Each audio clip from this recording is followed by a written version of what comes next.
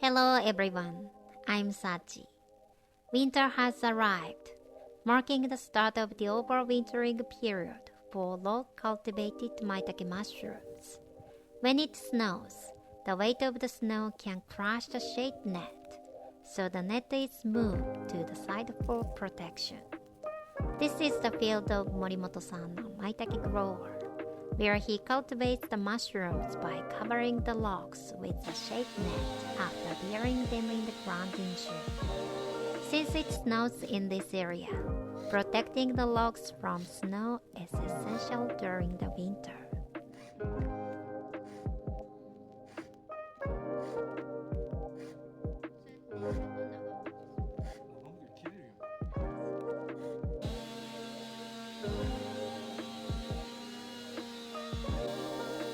The cultivation of log-cultivated maitake mushrooms involves several stages, allowing the logs to culture from February to June, burying them in the ground in June, managing weeds until around September or October when they are harvested, and procuring new woods for the logs in November, which Morimoto-san does by going into the mountains.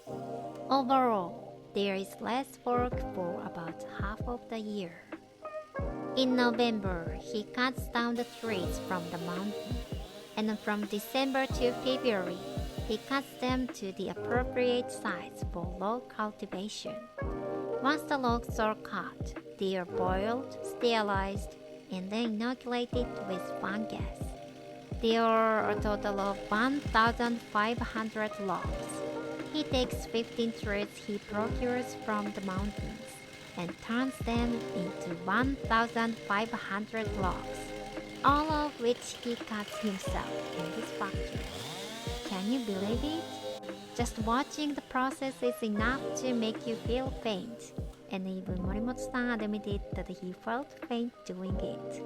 Don't you think so, kid? Since autumn, the days have become rapidly and intensely busy, with the heaviest workload for low-cultivated maitake mushrooms falling between the end of the year and the new year.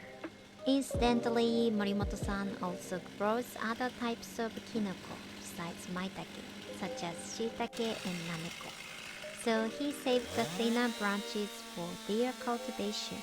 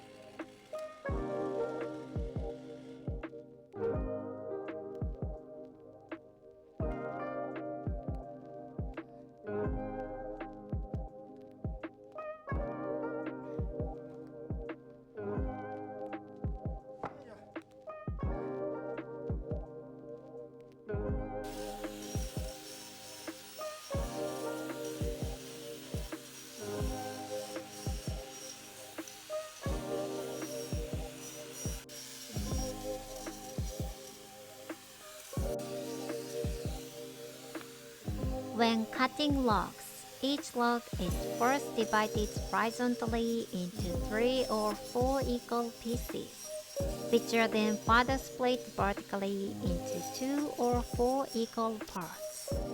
However, this is not the end of the process. Each log is placed into a bag, but if the edges are too sharp, they can tear the bags. To prevent this, it's necessary to chamfer the logs slightly. Chamfering isn't a step that's strictly required, but taking the time to do it significantly improves efficiency in the later stages of the process. This time, I decided to assist, hoping to make things a little easier for Morimoto-san. Watching him chamfer the logs made it look so simple, and I thought I can do that too. So I offered to help. However, the sanding equipment was much heavier than I had imagined. I was so eager to help that I jumped right in, only to regret it the moment I picked up the equipment. It was that heavy. But, of course, there was no way I could say, "Sorry, I've changed my mind about helping." Over 2 days, I managed to chamfer about 30 logs out of 1,500 pieces, though my contribution was barely a dent in the workload. I don't think I was much help to Morimoto-san in the end. Morimoto-san splits the logs after carefully measuring their size in advance, but he also double checks to ensure that each log will fit into the bag. This process is quite tedious. It may seem like an unnecessary hassle, but if this step is skipped, there's a risk that the logs won't fit into the bags and will go to waste later. Isn't it frustrating how calculations can sometimes seem perfect on paper, but the reality doesn't quite match?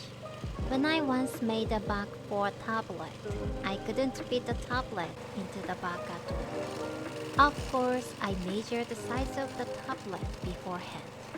But, as it turned out, the bag was exactly the same size as the tablet, so there was no way it was going to fit. Maybe that's not the best analogy, but it's a similar situation. The wood scraps from cutting logs are repurposed as firewood for boiling. Morimoto-san makes every effort to avoid wasting any wood. But still, when you think about it, it feels like a child helping their father.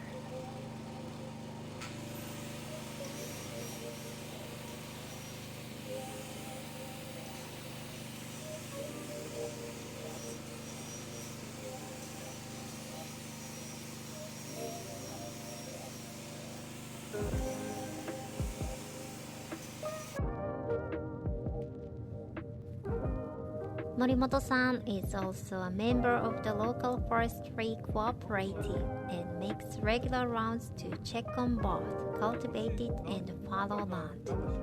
I was struck by how deeply involved he is in forestry.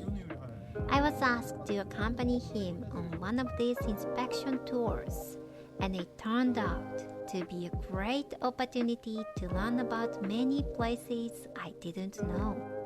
While the main purpose of the tour was to learn about Morimoto-san's activities, the views from the car were so stunning that it also became an experience that made me realize just how beautiful the town of Ibi is.